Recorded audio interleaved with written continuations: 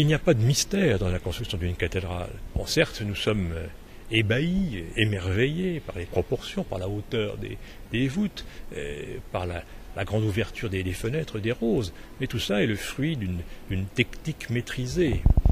Alors certes, les bâtisseurs du Moyen-Âge ne savaient pas calculer, comme nous le faisons aujourd'hui, les poussées. Leur savoir-faire n'est pas aussi scientifique que celui de nos ingénieurs. Alors, pour monter les blocs de pierre, on n'utilise pas, comme on le dit parfois, des plans inclinés en terre, ce qui aurait eu pour conséquence d'ensevelir la ville de Reims sous les sables. On utilise des échafaudages en bois, comme aujourd'hui des échafaudages en métal pour les constructions, pour les restaurations. La différence, c'est que les échafaudages ne sont pas appuyés sur le sol, mais que dans la plupart du temps, ils sont accrochés au monument et montent avec lui, ce qui fait des économies et permet aussi d'éviter les risques, car quand un échafaudage brûle, c'est peut-être une catastrophe pour la cathédrale. Nous l'avons vu malheureusement en 1914. Alors, pour monter les blocs de pierre, c'est très simple, des grues.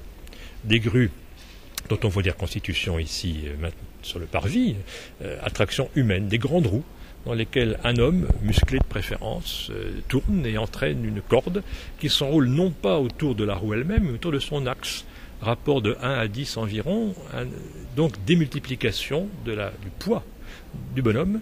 80 kg, il monte en comptant les frottements, environ 650 kg, ce qui est plus que la plupart des pierres ayant servi à bâtir la cathédrale. Donc il n'y a pas de mystère, mais du savoir-faire.